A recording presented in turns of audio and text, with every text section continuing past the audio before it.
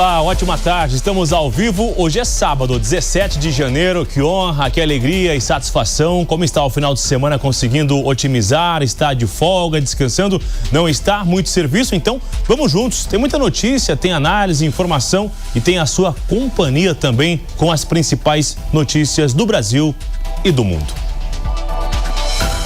A gente já abre a edição de hoje contando que o presidente americano Donald Trump anunciou que os Estados Unidos vão impor uma nova tarifa sobre os produtos da Dinamarca e de outras regiões da Europa também, diante do envio de soldados para a região da Groenlândia.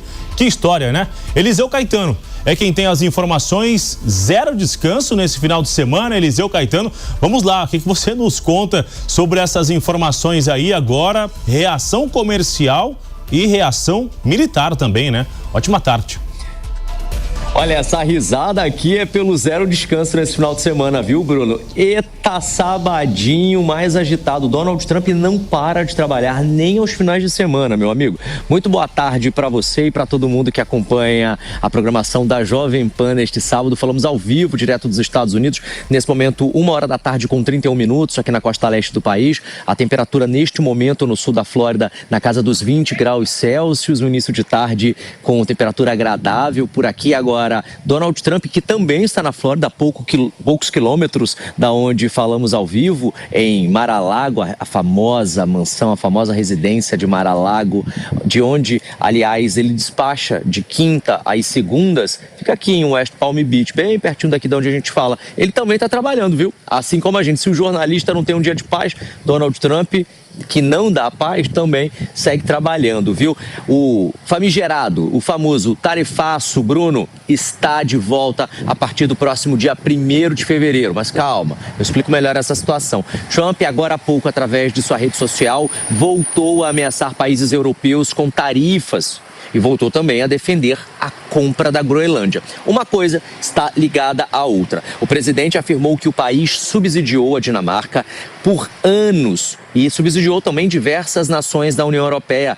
E, segundo ele, a intenção agora é impor tarifas comerciais como forma de pressão para forçar negociações envolvendo a compra da Groenlândia. Ainda segundo Trump, a medida seria necessária por razões de segurança global. Ele alegou mais uma vez que Rússia e China estariam interessadas e com interesse estratégico no território atualmente sob soberania dinamarquesa. Abre aspas. Agora, depois de séculos, é a hora da Dinamarca retribuir.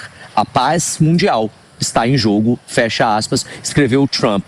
As tarifas também foram anunciadas, viu? Através desse post nas redes sociais, Trump declarou que a partir do próximo dia 1º de janeiro deste ano, países como Dinamarca, Noruega, Suécia, França, Alemanha, Reino Unido, Holanda e Finlândia passarão a pagar uma tarifa de 10% sobre todos os produtos exportados aos Estados Unidos. Já em 1º de junho de 2026, essa tarifa pode subir para 25%, permanecendo em vigor até que seja fechado um acordo para, abre aspas, compra completa e total da Groenlândia, fecha aspas. Donald Trump falou com todas as palavras, com todas as letras, abre aspas.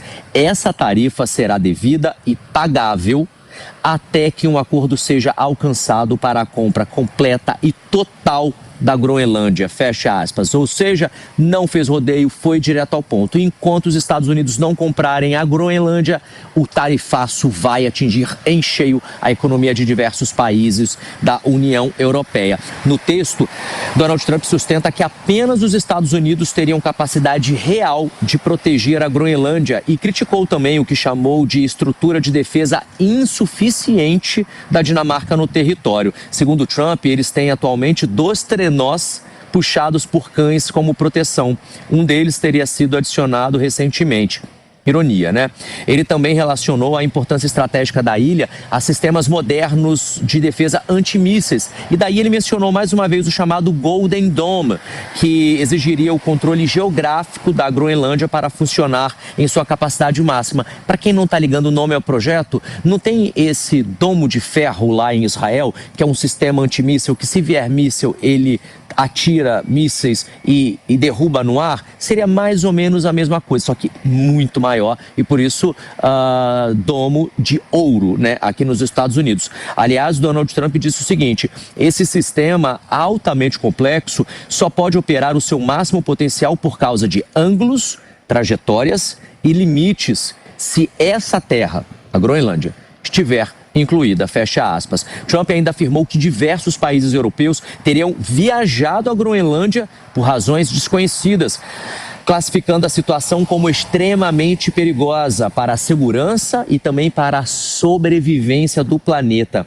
Apesar do tom considerado agressivo por muitos, o texto foi longo, viu? Não sei se a gente tem um print, uma arte desse post, porque realmente foi grande e o tom foi considerado agressivo. Trump encerrou o comunicado afirmando que os Estados Unidos estariam ali imediatamente abertos à negociação com a Dinamarca ou até mesmo com outros países envolvidos. Ele disse o seguinte, abre aspas: esses países colocaram em jogo um nível de risco que não é sustentável e nem mesmo aceitável.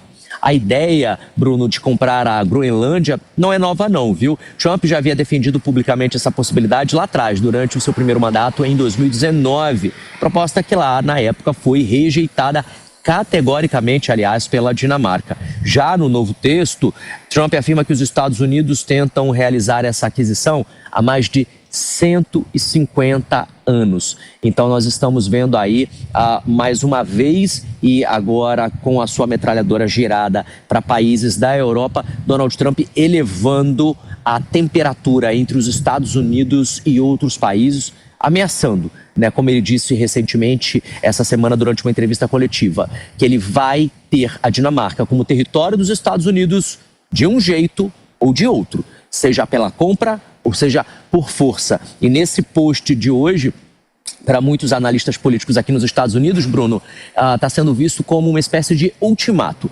Donald Trump ele tem o hábito, segundo esses analistas que foram ouvidos por diversos veículos aqui nos Estados Unidos, ao longo dos últimos 10, 15 minutos, portanto, também não foram tantos analistas, mas analistas respeitados, analistas que os americanos, enfim, gostam e dão espaço nos noticiários locais. Muitos deles estão dizendo que essa é uma prática comum de Donald Trump. Ele avisa, ele joga uma piada aqui, ele faz uma ironia ali e depois ele faz o que ele tem que fazer, o que ele quer fazer, né? Um exemplo disso, bem recente, Venezuela. Enquanto Nicolás Maduro ficou dançando lá, ele falou: Maduro se entrega, Maduro se entrega. Maduro não se entregou, o que ele fez foi lá, capturou Nicolás Maduro, a despeito da opinião da comunidade internacional, Bruno. Vai seguir acompanhando, sim, Eliseu. Outras informações ainda hoje, tem muita repercussão internacional. Já já você me conta, inclusive, sobre a Venezuela e também sobre a faixa de Gaza. Já já voltamos a conversar. Vamos girar a reportagem. A Janaína Camelo também está conosco aqui na Janela da Notícia, na Jovem Pan. Janaína, e o histórico acordo entre a União Europeia e o Mercosul foi assinado neste sábado em Assunção. Lula foi representado pelo ministro das Relações Exteriores, Mauro Vieira. O que você nos conta sobre esse encontro, sobre esse acordo que foi assinado? Nós acompanhamos, inclusive, ao vivo aqui na Jovem Pan. Pois é, Bruno, aconteceu há pouco, né? Inclusive Mauro Vieira fez um discurso. Eu vou trazer aqui alguns pontos, destaques que o ministro de Relações Exteriores, representando o Brasil ali no lugar do presidente Lula, disse ali para todos os líderes, né? Representando os líderes ali do Mercosul, da União Europeia. Mauro Vieira disse que o acordo, o tratado, finalmente ali assinado depois de 25 anos entre Mercosul e União Europeia, significa um tratado de enorme potencial econômico e profundo sentido geopolítico. Diz também que o acordo vai propiciar ganhos tangíveis, mais empregos, mais investimentos, mais integração produtiva e crescimento econômico com inclusão social. Diz também que o acordo é uma obra coletiva, que seria impossível agradecer individualmente todos aqueles que trabalharam incansavelmente durante os últimos 25, 26 anos, ao longo dessas últimas 2 décadas, né? Mais de 2 décadas aí que esse acordo foi discutido. Disse também o seguinte, muito importante, esse trecho do discurso do ministro, Bruno, ele disse que o acordo representa um baluarte erguido com sólida convicção no valor da democracia e da ordem multilateral diante de um mundo abatido pela imprevisibilidade, pelo protecionismo e pela coerção. O Ministério de Relações Exteriores também soltou uma nota pública em conjunto com outros ministérios, com o MDIC, por exemplo, que é o Ministério de Desenvolvimento, Serviços e também o Ministério de Agricultura. E nessa nota conjunta, o governo brasileiro define ali o acordo como um marco histórico para as relações entre os dois blocos, entre Mercosul e União Europeia.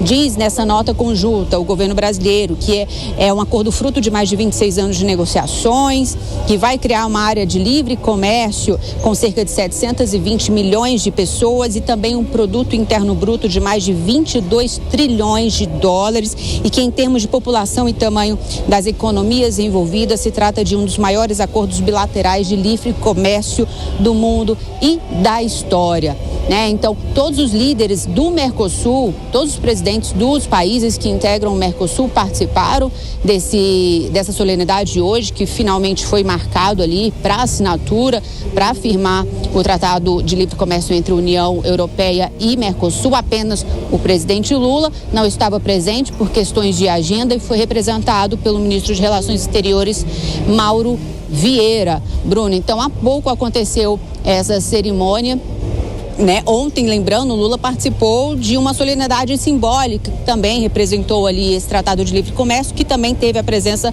da presidente da Comissão Europeia, Ursula von der Leyen, que hoje também estava em Assunção, no Paraguai. Esse tratado, lembrando, foi assinado em Assunção, porque Paraguai é o atual presidente do Mercosul. Havia uma expectativa que o acordo União Europeia-Mercosul fosse assinado ainda na presidência do Brasil, do Mercosul, que foi até o final do ano passado. Não foi possível por conta de divergências envolvendo a França, envolvendo a Itália, muito por conta ali de questões técnicas nesse acordo sobre os produtos agrícolas, né? Porque a França ainda é muito resistente com relação a essa flexibilização nas exportações e nas importações envolvendo produtos agrícolas, temendo perder competitividade nesse setor. Lembrando também que o Tratado de Comércio, de Livre Comércio, não começa a valer a partir de agora, assim que ele for assinado. Vai demorar um tempinho ainda, porque tudo isso vai precisar ainda ser ratificado. Todas as regras do acordo, todos os itens ali vão precisar passar por aprovação do Parlamento Europeu, do Parlamento dos países que integram o Mercosul, né, daqui do Congresso Nacional aqui no Brasil, dos parlamentos dos outros países vizinhos. E aí só depois, então, esse acordo de fato vai começar a valer. Então, promete, em resumo, reduzir e até, em alguns casos, eliminar mesmo várias tarifas com relação a boa parte, quase totalidade dos bens que são comercializados entre Brasil e União Europeia. Bruno. Janaína, obrigado pelas informações. Um resumão do que foi em Assunção hoje, um pouco mais cedo, esse encontro, a assinatura do acordo e as falas também do representante do governo brasileiro, o ministro Mauro Vieira, em relação a esse acordo que, segundo ele, ajuda também a fortalecer até mesmo a democracia. Janaína Camilo, obrigado pelas informações. Voltaremos a conversar logo mais. Vamos repercutir esses últimos assuntos internacionais. O nosso comentarista da edição de hoje, Rodolfo Maris, que honra recebê-lo aqui nesse início de ano, nesse final de semana, com as principais notícias. O governo americano que a cada instante acaba renovando, né, as suas ações. A gente não está conseguindo acompanhar tudo porque são muitas as novidades vindas dos Estados Unidos. E eu quero te perguntar o seguinte: a gente viu recentemente, há cerca de 15 dias, essa invasão na Venezuela, e o que muito se falava era sobre a democracia, que o governo americano estava comprometido com os venezuelanos. Mas aparentemente até aqui é um interesse comercial. Agora também, com essa informação do Eliseu em aplicar uma taxação àqueles que enviaram os militares, é também um interesse comercial. Ele já entendeu que essa é uma ferramenta que vai dar certo para conseguir fazer o negócio? Boa tarde para você, meu amigo Bruno Pinheiro. A honra é toda minha, o prazer é todo meu. Boa tarde a você que nos assiste. Bom, se tratando de Donald Trump, tudo é possível. Quem leu a obra de Donald Trump, um livro de 880 páginas, quem teve tempo, como eu, para entender um pouquinho melhor o mecanismo do cérebro desse cidadão, vai entender aí as suas jogadas, né? Ele aposta tudo que está na mesa. O negócio dele é o all-in, como bom jogador de pôquer. E ele não tá blefando não, Bruno Pinheiro. Nós achávamos aqui que aquele porta-avião atracado ali no Mar do Caribe era simplesmente para treinamento militar ou simplesmente para botar um medo. E o que nós vimos foi uma invasão em 47 segundos, onde tirou o ditador da Venezuela, Nicolás Maduro. O que pode esperar de Donald Trump?